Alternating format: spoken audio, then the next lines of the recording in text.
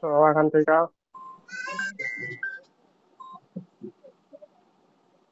ভাই হ্যাঁ, ওই যে বাড়ি এলাম বুঝছেন, ওটা তুমি হাঁটতে গেছো না? আমার বলছে, কি ব্যাপার? তুমি আমার বন্ধু তো, তুমি লিখছে দেখাই করলে না, কোথাও বললে না। আমি বলছি ঠিক আছে, আমি জানাবো না এখন। হ্যাঁ, ওই বিষয়ে কি পরে জানা হয়েছে কিছু? না, এদিক কথা দিতে হবে, আবার না হলেও বলতে হবে, হইলেও বলতে হবে। ঠিক আছে। তো আমরা এখান থেকে হ্যাঁ, এলসিডি আছে, এলসিডি গ্রাফিক্স, এলসিডি গ্রাফিক্স থেকে গ্রাফিক্স এর মধ্যে ক্লাসটা তো কইরা বললাম একটা আইপিএস এলসিডি, টিএফটি আর একটা হচ্ছে অ্যামোলেড। তো এখান থেকে আমাদের আচ্ছা, আধা ঘন্টা আইপিএস এলসিডি আছে, বসো। আইপিএস এলসিডি আছে হচ্ছে আমাদের যেমন নাইন, মার্লিন বা আরো বিভিন্ন মধ্যে আইপিএস এলসিডি আছে, নাইনে এরকম যে মডেলগুলো আছে, পোকো M3 আইপিএস এলসিডি। তো ওখান থেকে আমাদের যে গ্রাফিক্স পোর্ট আছে, লাইট আর গ্রাফিক যে আছে দুইটা কিন্তু ডিফারেন্ট। তো কোনো ফোন এরকম ফোন আসতে পারে, দেখা গেলো কি ফুললি ব্ল্যাঙ্ক দেখা যায় ভিতরে, মুখ দেখা যায়। তো এই কন্ডিশনে আপনাকে কনফার্ম করতে হবে যে ফোনের মধ্যে গ্রাফিক্স আছে কিনা। গ্রাফিক্স না থাকলে কিন্তু লাইটে কাজ করলে কিন্তু ভুল হবে। তো এরপরে এখান থেকে যে লেআউট আছে লেআউট ওপেন করা, ঠিক আছে।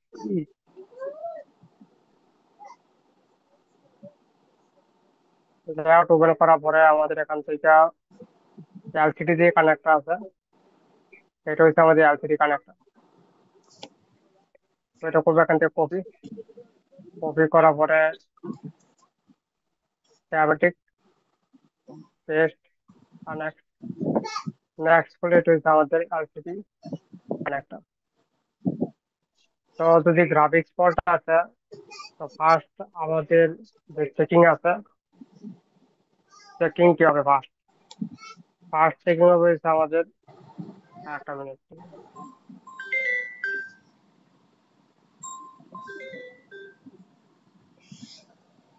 ভাই। হ্যাঁ, হ্যাঁ, আপনার দোকান টোকান সব বন্ধ হয়ে গেছে। দোকান বন্ধ করে বাড়ি ক্লাস করছে।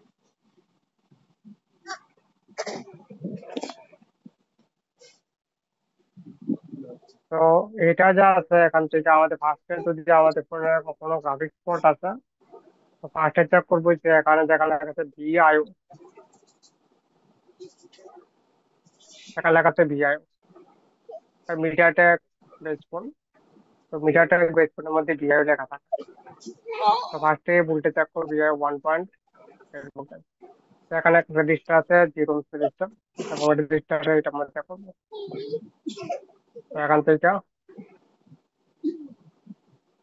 এটা হচ্ছে রেজিস্টার এখানে, এই রেজিস্টার উপরে ফার্স্টে চেক করছে ভিআইও 1.8 ভোল্টেজ।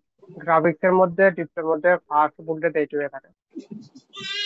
আপনি যদি চেক না করে যদি অন্যটা মধ্যে চলে যান, তাহলে হইতে পারে এরকম, হইতে পারে বাকি কুড়ি নাই, এর কারণ হইতে পারে।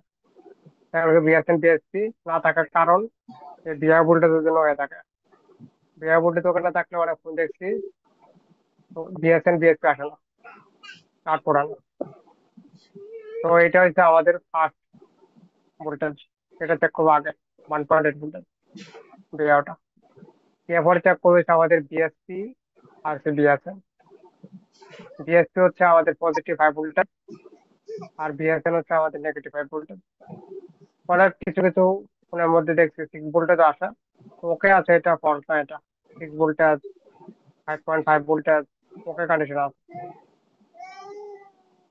তো সাপোজ ধরেন এই ভোল্টেজ এখানে নাই, বিএসএন বিএসপি চেক করলাম এখানে, আমার ক্যাপাসিটি আছে, এটা এমসি আছে, এটা করবো এখান থেকে কপি, কপি করার পরে লেআউট, এখানে করবো পেস্ট আর next।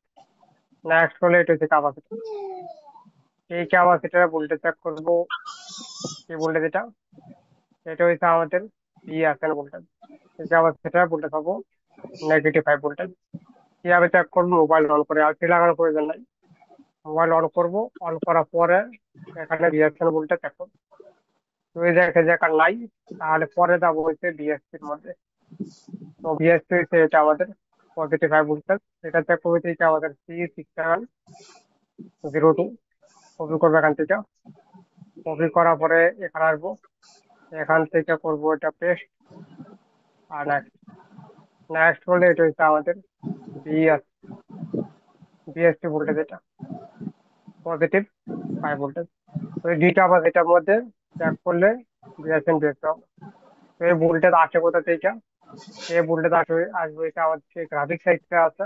আর এর মধ্যে 15 বলে যে আইসি আছে, এলওবি বা SM5109 যে আইসি আছে, ওই আইসি থেকে। তো আমাদের এখান থেকে করবো এটা কপি। কপি করার পর এখানে করবো না। নেক্সট হলে এটা হচ্ছে আমাদের আইসি, গ্রাফিক্স আইসি, এলওবি আইসি। তো এই আইসির মধ্যে আমাদের কিছু ভোল্টেজ রিকোয়ারমেন্ট আছে। তারপরে এই আইসি থেকে দুইটা ভোল্টেজ আউটপুটে থাকে, একটা হচ্ছে +5 ভোল্টেজ আর একটা হচ্ছে -5 ভোল্টেজ। তো আমরা ফার্স্টে এখান থেকে কি করবো? ব্যাটারি কানেক্ট করবো, মানে মোবাইলটাকে অন করবো আগে। মোবাইল অন করার পরে আমাদের ফার্স্টে চেক করবো আইসি এর মধ্যে ভোল্টেজ ইনপুট হচ্ছে কিনা। তো এখানে একটা রেজিস্টার আছে, এই রেজিস্টার দিয়ে আমাদের কি হবে, আইসি এর C1 যে বলে, C1 এই বলের মধ্যে আমাদের ভোল্টেজ ইনপুট হবে, ব্যাটারি ভোল্টেজ। এরপরে আবার এখানে একটা কয়েল আছে, এটা হচ্ছে বুস্ট কয়েল। 4.7 920 কয়েলে থাকে।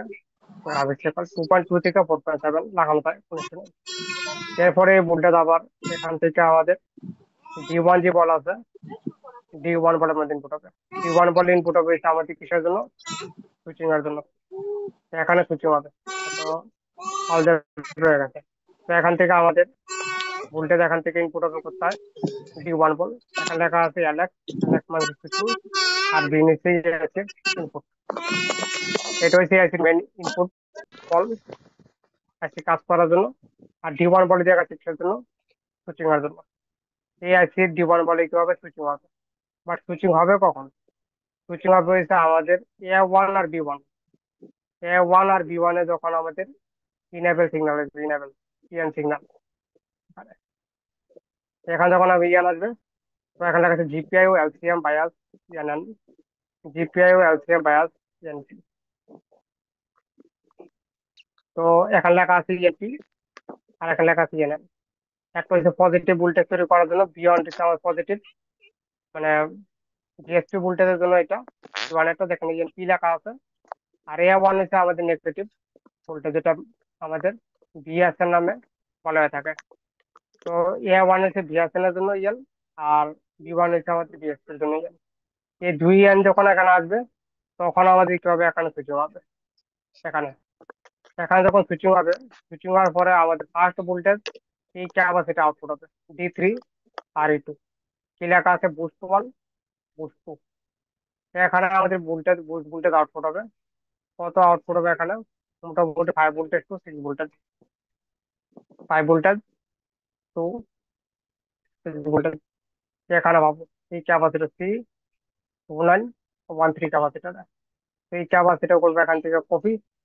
কপি করার পরে ওই ক্যাপাসিটার আছে কথা, এই গ্রাভিটি যেখানে আছে তার পাশে হবে। তো ক্যাপাসিটার বের করলে গ্রাভিটারটা বের হয়ে যাবে। তো এটা হচ্ছে আমাদের গ্রাফিক্স চাইছি, এর পাশে আছে। এটা হচ্ছে ক্যাপাসিটি। এই ক্যাপাসিটার ফার্স্টে বলে হবে এখানে positive 5 voltage, 5 voltage to 6 voltage এখানে পাবো। তো এখানে আসতে হবে ভোল্টেজ। এখানে ভোল্টেজ আসার পরে আমাদের এখান থেকে E3 থেকে বিএসপি ভোল্টেজ আউটপুট হবে। এখানে ভোল্টেজ যদি না আসে, তাহলে আমাদের বিএসপি ভোল্টেজ আউটপুট হবে। ঠিক আছে? এখানে যখন আমাদের দুই আর দুইটা এখানে ইএনপি যখন আমাদের ইয়ান আসবে, তখন আমাদের এখানে 5 ভোল্টেজ আউটপুট হবে।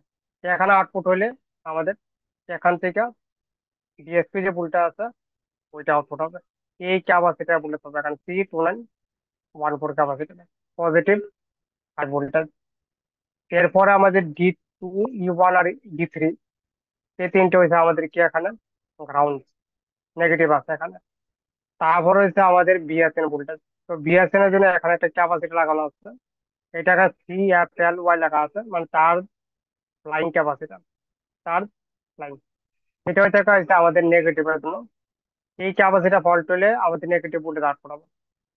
এটা দেখা গেল কি বাকি আপনার সব ঠিক আছে, বাট এই ক্যাপাসিটার ফল্ট আছে, এই কন্ডিশনে আমাদের নেগেটিভ ভোল্টেজ হয়ে যাবে কি বন্ধ, নেগেটিভ ভোল্টেজ আউট করাবো, বিএসএন ভোল্টেজ।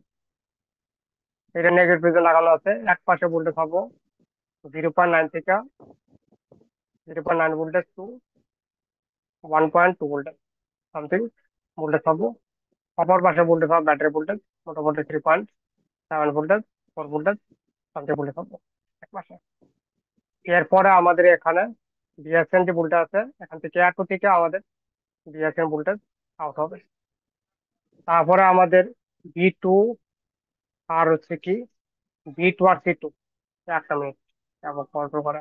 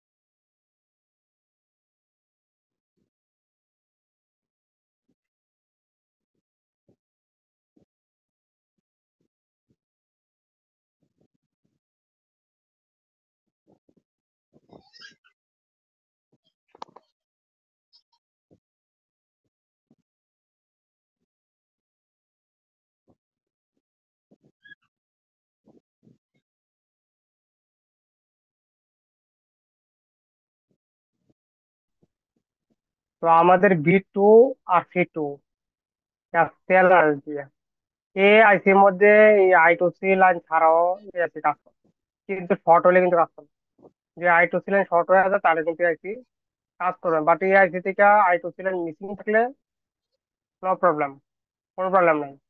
কিন্তু শর্ট হলে কিন্তু এই আইসি ক্লোজ, বোঝা যাবে কিন্তু এই IC। এছাড়া আপনি I2C লাইন ফুললি কভার করে দেন ইউজ দিয়ে, কোনো প্রবলেম নেই, চলবে আইসি, কোনো ম্যাটার করে না এখানে এগুলিতে। এই আইসি ক্ষেত্রে শুধুমাত্র পুনর্বল আইসি ক্ষেত্রে চলে। এটা হচ্ছে আমাদের এই আইসি থেকে বিএসএন বিএসসি আউট হওয়ার পরে আমাদের এই ভোল্টেজ ডাইরেক্টলি কোথায় যাবে, আমাদের যে এলসিডি কানেক্টর আছে, এলসিডি কানেক্টর। তো আমাদের ভোল্টেজ কয়টা চেক হয়েছে, ভিআইও আর বিএসএন বিএস তিনটা। এই ভোল্টেজ ওকে হইলে আমাদের নেক্সট যাব হয়েছে এখানে এলসিডি রিসেট, দেখা লেখা আছে এলসিএম রিসেট। এটা হচ্ছে আমাদের রিসেট ভোল্টেজ প্রসেসর থেকে এখানকে 1 রেজিস্টার আছে। এরপরে আমাদের কোথায় কানেক্টর আছে, এলসিডি কানেক্টর। তো আমরা এখানে ভোল্টেজ পাবো কত, 1.8 ভোল্টেজ রিসেট লাইনে, 1.8 ভোল্টেজ পাবো এখানে। তো এখানে 1.8 ভোল্টেজ আসতে হবে রিসেটের মধ্যে। কখন আসবে, মোবাইল অন করার পরে। ডিসপ্লে ডিসপ্লে কানেক্টর যত ভোল্টেজ চেক করবো সবগুলি মোবাইল অন কন্ডিশন চেক করতে হবে কিন্তু, অফ করে না বা স্লিপ মোডে গেলে কিন্তু আসবে না। মোবাইল যদি স্লিপ মোডে চলে যায় তাহলে কিন্তু ভোল্টেজ আসবে না, জিরো থাকবে। এরপর হচ্ছে ডিসপ্লে টি লাইন, টি ই, এই লাইন যা আছে এই লাইনে করবো ফুল টেস্টিং। এই লাইনের মধ্যে কিছু কিছু সেটের মধ্যে ভুলটা আসো, আবার কিছু কিছুর মধ্যে আসো, টিপির উপর ডিপেন্ড করে এটা। তো এটা যে আছে এটার মধ্যে ফুল টেস্টিং করবো। ফুল টেস্টিং করলে একটা রেজিস্টার আছে 1K, টিপি রিডিং হচ্ছে 500। 500 হলে একটা রেডিয়াস রয়েছে 1500। এতটুকু রিডিং এখানে শো করবে ফুল টেস্টিং। তাহলে এই লাইন ওকে আছে ফুল টেস্টিং এ। আর হট টেস্টিং করে তাহলে 0.6 থেকে 1.2 সামথিং এখানে ভুলটা থাকবে টিই লাইনের মধ্যে। এরপরে চেক করবো এটা আমাদের এলসিডি ID1, ID2, এগুলি মিস হলে এলসিডি থেকে ফল্ট করে আবার টাচপ্যাডে কাজ করে না। এগুলি ফল্ট করে তাহলে টাচপ্যাড চলা বন্ধ হয়ে যায় আমাদের এলসিডিও। এলসিডির মধ্যে গ্রাফিক্স আছে, গ্রাফিক্স আসবে না। এটা দুইটা আইডি লাইন আছে, দুটি থেকে একটা ফল্ট হবে, আপনার এলসিডি আসবে না, ব্ল্যাঙ্ক হয়ে যাবে এলসিডি, কোনো আসবে না এলসিডির মধ্যে।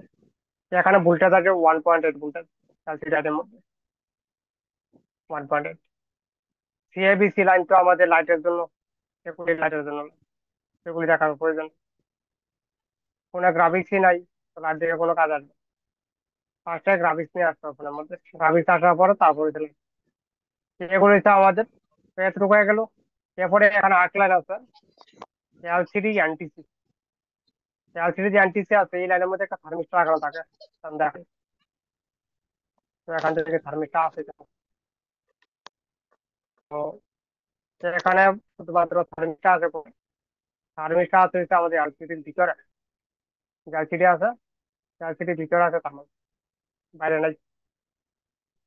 তো এখানে কি করছে, এখানে একটা রেজিস্টার আছে 390K রেজিস্টার। 390K রেজিস্টার দিয়ে এখানে কি করছে আমাদের ডিভাইডার সার্কিট করছে। এখানে ডিভাইড হবে। তো ডিভাইড হওয়ার পরে আমাদের এই ভোল্টেজ ডাইরেক্টলি কোথায় যাবে, আমাদের এলসিডি কানেক্ট।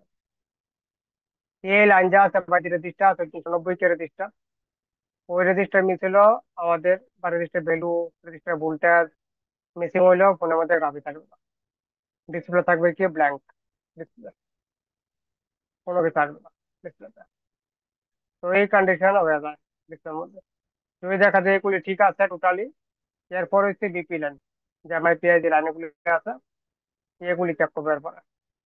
তো এগুলির মধ্যে আমাদের ফুল টেস্টিং এর 200+ রেডি হবে প্রত্যেকটার মধ্যে।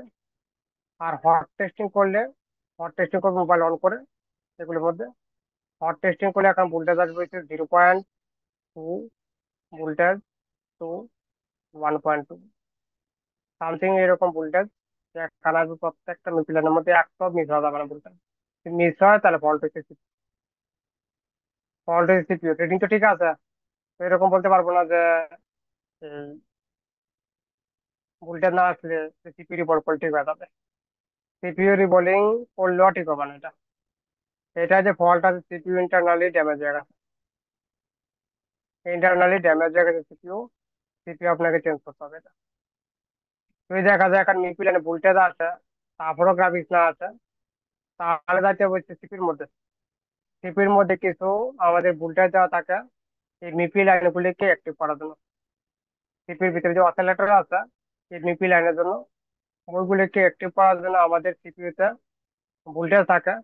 ওই ভোল্টেজ গুলি যদি আমাদের ইনপুট না হয় সিপিইউতে, তাহলে আমাদের গ্রাফিক্স আসবে না, গ্রাফিক্স আসবে না, ডিসপ্লে থাকবে কি ব্ল্যাঙ্ক। তো একবার সিপিইউ যে আছে সিপিইউ যাবো, এখান থেকে সিপিইউ যে নাম্বার আছে, লোকেশন নাম্বার U1000 কপি করবো এটা। কপি করার পরে এখানে আসবো, এখান থেকে করবো পেস্ট। আর নেক্সট, নেক্সট হচ্ছে প্রসেসর আইসি, এখান থেকে করবো আবার নেক্সট। নেক্সট করলে এটা হচ্ছে এখান থেকে দিয়ে কি, তো এখানে এখানে লেখা আছে কি, এখানে U27 আর V25, V25 আর U27 এখানে লেখা আছে ABDD 0.4 DSI। ডিএসআই তো মানে জানেনি, display serial interface, display serial interface এটা। ডিসপ্লের জন্য এখানে ভোল্টেজ দেওয়া আছে 0.4 ভোল্টেজ, বা 0.4 থেকে 0.8 সামথিং এখানে ভোল্টেজ আসবে। কোথা থেকে দেওয়া আছে আমি দেখাই।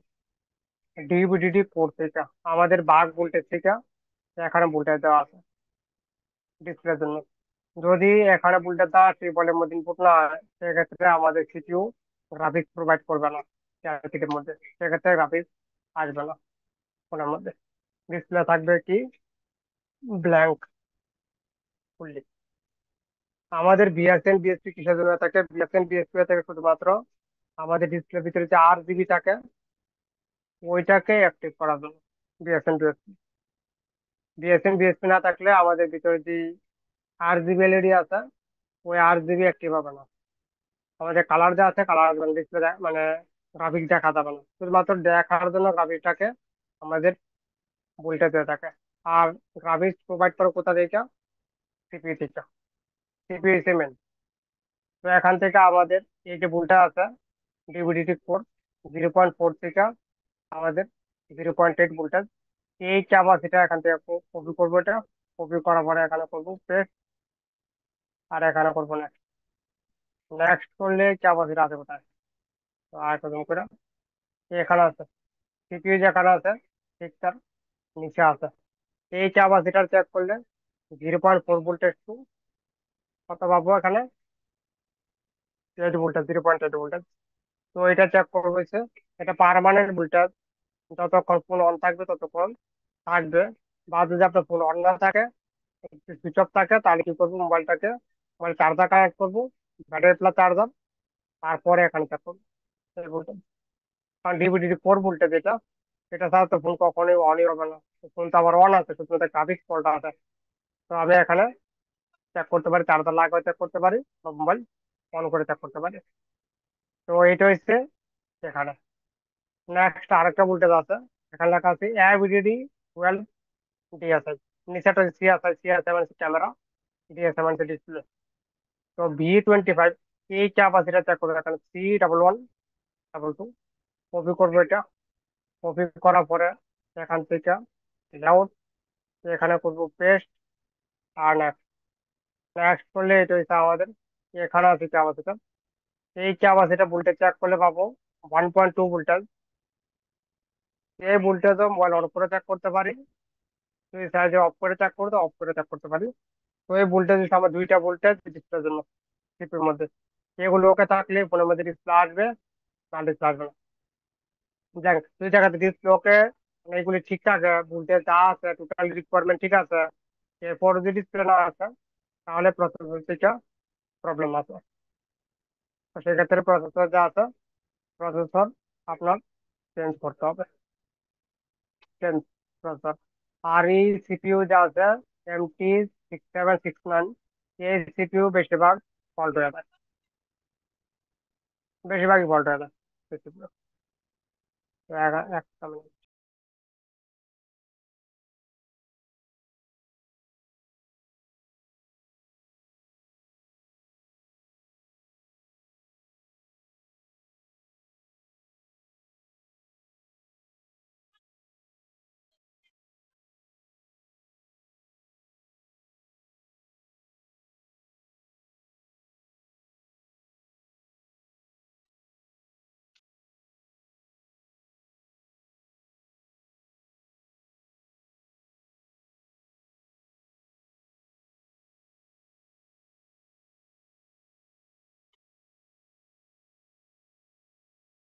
এইটাই। আবার এই এমএমসি ব্যাডেল থাকলো গ্রাফিক্স ইস্যু করে, গ্রাফিক্স আসে না।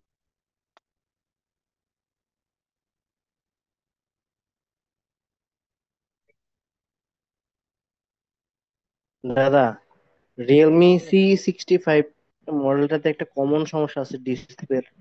এর আগে আমি আপনাকে দুইবার ভিডিও দিছিলাম, কিন্তু এটা সমাধান করতে পারেন না। মানে যেভাবে বলছেন step by step check update করতে, করছিলাম। আপডেট আপডেট আপডেট করতে, আপডেট। এটা ফাইনাল সমাধান হচ্ছে আপডেট। এটা আপডেট করে ডিসপ্লে সলভ হয়ে যাবে, আপডেট করতে এটাকে। আপডেট বলতে ফোন তো অনই হয় না, আপডেট করবো কেমনে? বা ডিসপ্লে দেখাও যায় না। মানে গ্রাফিক্স না ডিসপ্লে করা না আপনার, এরকম করা না। হ্যাঁ হ্যাঁ হ্যাঁ ওটা হ্যাঁ হ্যাঁ হ্যাঁ। মানে আপডেট হ্যাঁ, দিয়ে আছে, রিভিউ আপডেট লেখা ফার্মওয়্যার থাকে। দিয়ে ফ্ল্যাশিং করে দেখতে পারেন।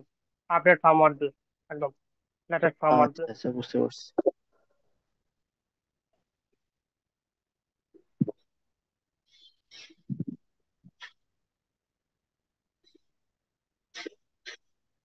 এই সমস্যাটা পাইছিলেন আপনি? আমি আজকে একটা কাস্টমার হাতে এই সমস্যাটা দেখছি। এটা আপডেট আপডেট করে ঠিক আছে এটা। আপডেট করলে না?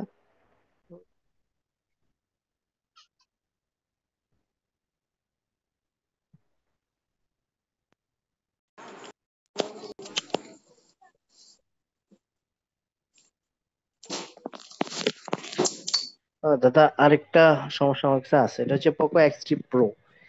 দোকানদার ভাই দিছিল, দোকানদার যখন দিছে তখন এটা হয়তো কি সেকেন্ড লোকতে এসে রিস্টার্ট নিতে ওর মাঝে মধ্যে ওপেন হইতো। হ্যাঁ, তো আমি সন্দেহভাজন রিভল করলাম সিপিইউটা, সিপিইউ র্যাম রিভল করলাম। রিভল করার পর এখন আর পাওয়ার আসতেছে না। এটা আপনার ওই যে সুইচিং করলে 3 ডিজিটের পাওয়ার সাপ্লাই, আর ওইটা দ্বারা থাকে স্টেক। উপায় অটো এটা পোর্টও কাজ পায় না, করবে। ইমসি রিমুভ করলাম তাও অটো পোর্ট পায় না। উপায় না। হ্যাঁ দাদা। উপায় না। দাদা বুঝিনি। উপায় না, উপায় না। না পোর্টও পায় না ইমসি, না ইমসি রিমুভ করলে পোর্ট পাওয়ার কথা না, কিন্তু পোর্টও পায় না।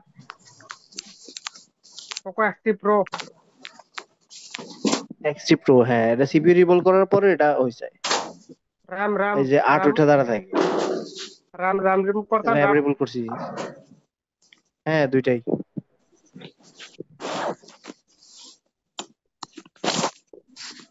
8 ওকে দাঁড়া থাকলে তো পাঁচ বলে তৈরি হচ্ছে কনফার্ম।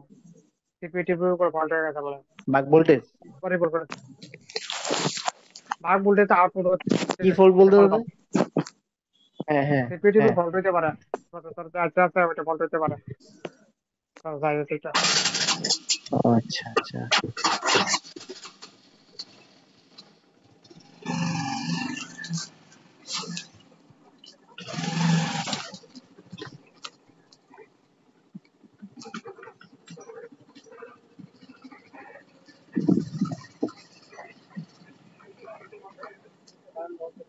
আসসালামু আলাইকুম। হ্যাঁ ভাই।